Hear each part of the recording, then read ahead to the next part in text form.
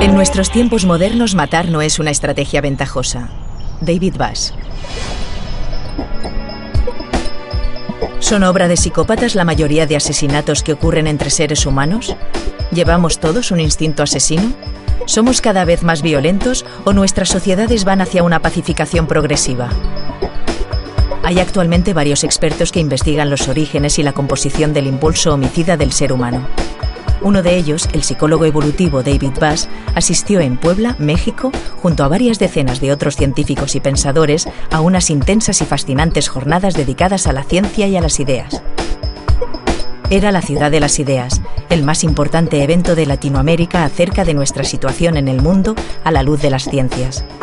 Punset coincidió allí con Buss, con quien pudo discutir sobre los últimos hallazgos e hipótesis alrededor de las respuestas homicidas de nuestra especie.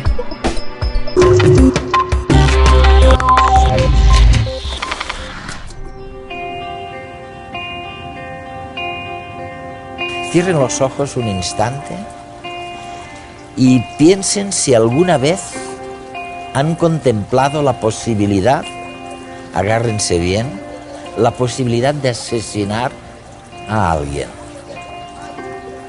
¿Saben cuántas personas en promedio han contemplado la posibilidad de asesinar a alguien?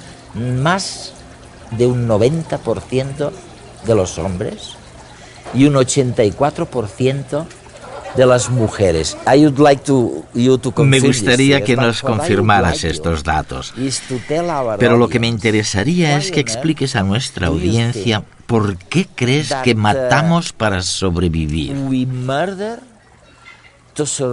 En otras palabras, que el asesinato sea una estrategia de supervivencia y no algo que ataña solo a la gente que está loca o que es psicópata.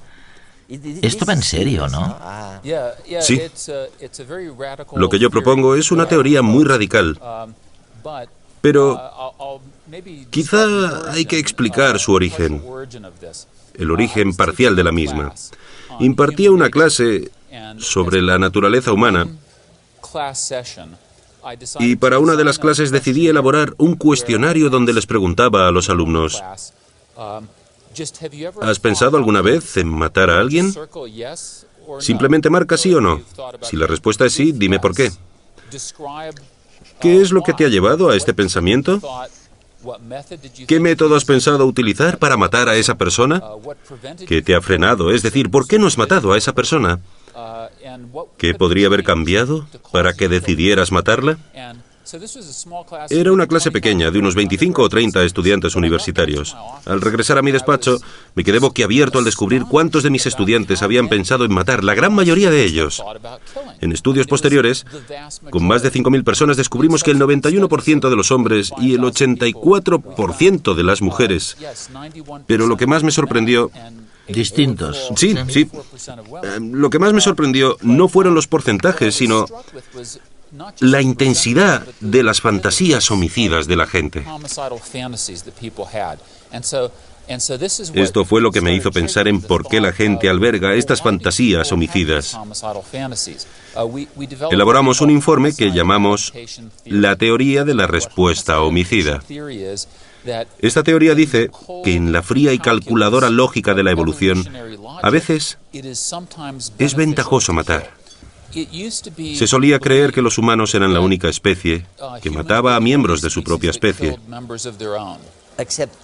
Con la excepción de los peces. Pero no es cierto. Los chimpancés lo hacen, los lobos. Sí, son otros lobos los que provocan la muerte del 50% de todos los lobos machos. Ah, sí. En una variedad de 1 millón de especies, los leones, por tomar un ejemplo, se sabe que cuando un león macho sustituye a otro macho, matará a los cachorros de este último. El 25% de todos los cachorros de león mueren porque los ha matado otro macho. Y la hembra se aparea con el asesino de sus crías. ¿Por qué sucede esto? ¿Por qué?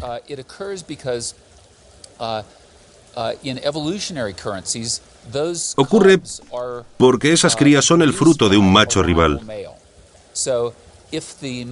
Si el macho que sustituye a ese rival no matara a sus crías, la leona las amamantaría. No ovularía. Y el macho tendría que esperar entre 2 y 3 años antes de poder reproducirse con ella. Si mata a los cachorros, la leona empezará a ovular y entonces el macho podrá aparearse con ella. Es fantástico, es increíble. Ahora nos explicas el ejemplo de los leones, pero he oído decir que las mujeres, a lo largo de la evolución, en momentos muy concretos, también tuvieron que enfrentarse a este infanticidio, ¿no? Sí. ¿Y por qué? ¿Por razones algo diferentes. Y aquí estriba lo interesante y radical de nuestra teoría. No proponemos que los seres humanos tengan un único impulso homicida, sino que los humanos consideran el asesinato como una estrategia, pero una estrategia que resuelve múltiples problemas de adaptación. Algunas estadísticas son impactantes. Por géneros, de todos los crímenes que se cometen en los Estados Unidos, el 65% son hombres que asesinan a otros hombres, en su mayoría jóvenes de entre 20 y 30 años. Le siguen en número las muertes de mujeres a manos de hombres, por despecho o por infidelidad, un 22%. El número de mujeres que cometen asesinato es mucho más bajo, y lo habitual es que asesinen al varón del que son víctimas de abusos. Estos representan el 10%. Pocas, muy pocas son las mujeres que matan a las de su sexo, solo un 3%. Y por horroroso que parezca, el infanticidio es el tipo de asesinato más frecuente en la mujer. El 65% de las veces es la madre la asesina, ya sea porque sus hijos están enfermos, por falta de recursos o por volver a ser reproductivamente activa. Afortunadamente, el 70% de los casos de asesinato se resuelven. ¿Por qué los varones, o mejor dicho, por qué tantos amantes varones matan a tantas mujeres? Las condiciones en las que el hombre mata son básicamente dos. Una, si una mujer le ha sido infiel sexualmente, si le está poniendo los cuernos, por lo que podría poner en peligro la seguridad de su paternidad. Pero la segunda, y más común, es cuando su mujer lo abandone irremediablemente. Desde el punto de vista evolutivo, en esencia, hay dos formas de ganar. Puedes llevar a cabo acciones que te hagan más fuerte frente a tus competidores, o puedes hacer pagar un precio a tus competidores. Y el precio más alto que pueden pagar tus rivales es la muerte. Esto los elimina. Pero ¿por qué la pérdida de un compañero es peor que la infidelidad? ¿Por qué? Porque una infidelidad quizás sea una deserción puntual. Si la mujer se marcha para siempre, fundamentalmente es el rival quien se queda con un importante recurso reproductivo. Al matar al rival, lo privas de ese valioso recurso reproductivo. No es bonito, no es agradable, es duro. Pero dentro de la cruel economía de la evolución, basada en la lucha por la reproducción, tiene cierto sentido adaptativo. Hemos descubierto que cuando la separación entre los dos, cuando la separación dura poco, hay más posibilidades de que... Bueno, creo que esto se explica porque... Sí, la mujer que abandona a su pareja corre gran peligro, sobre todo entre los 3 y 6 primeros meses. Eso es. Sí. Creo que esto se explica porque después de ese tiempo, el hombre está más dispuesto a buscar a otra mujer. Y el hecho de buscar a otra tiende a diluir la rabia.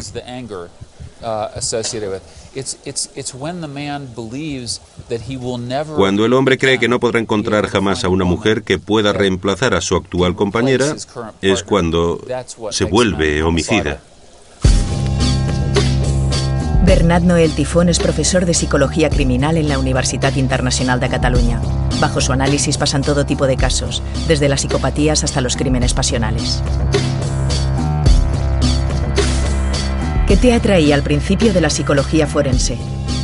Empecé a trabajar en este ámbito, pero evidentemente me traía lo que a todo el mundo le gusta: la sangre, le gusta el asesinato, el motivo, o sea, saber el quién, el qué, el cómo, el cuándo, el dónde y el por qué, e incluso saber cómo piensa la víctima en el caso de que cómo ha salido airosa de esta situación, ¿no? Cuando me llegó, por ejemplo, mi primer caso de homicidio, choca, evidentemente impacta. Pero ya a medida que vas haciendo más casos y casos y casos, que si violencia doméstica, que si agresiones sexuales de adultos, que si agresiones sexuales de menores, que sobre todo la agresión sexual de menores es un tema muy sensible, si me permite la expresión, te curte a nivel personal y te curte a nivel profesional.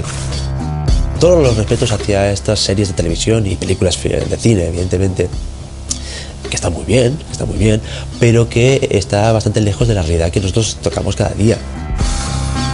¿Qué diferencias hay entre el asesino hombre y mujer? El sujeto de sexo masculino es, digamos, por así decir, más primitivo, más primigenio en su conducta hostil. En cambio, la figura del sexo femenino, la conducta hostil que puede desarrollar es más, digamos, cerebral.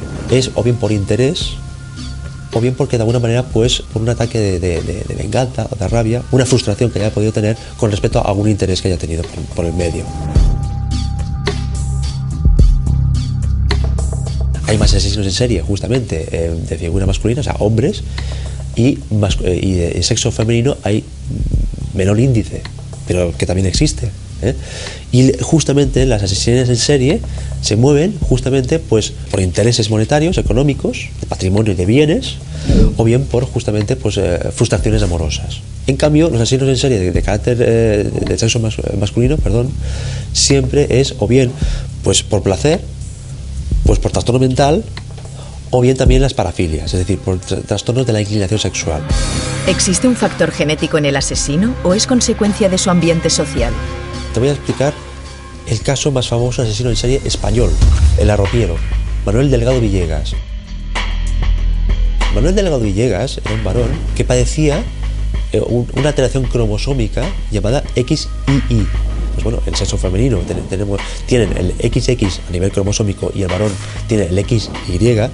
En el caso de Manuel Delgado Villegas, famoso en su haber como el arropiero, y al cual se le atribuyen 48 asesinatos, de los cuales 7 solamente se pudieron probar, padecía el XII. Eso significa que tiene un aumento de, pues, testosterona y de hormonas justamente masculinas a nivel biológico, que provocaba justamente esta, digamos, conducta hostil y agresiva con respecto hacia los demás. Padecía esquizofrenia paranoide, padecía alcoholismo, padecía epilepsia, se prostituía, y de alguna manera se ganaba la vida de esta forma. Incluso se ganaba la vida vendiendo su propia sangre. Tuvo una infancia muy difícil. Justamente, pues, su padre pues era muy autoritario, y de alguna manera, pues, él estaba criado bajo la figura paterna muy autoritaria, y por tanto también explica el tema del factor educacional y social que le puede influir sobre el sujeto. Es decir, el arropiero lo tenía todo. En ausencia justamente de trastornos que hubiese podido tener, a lo mejor hubiese desarrollado una conducta normalizada. ¿Te ha cambiado a nivel personal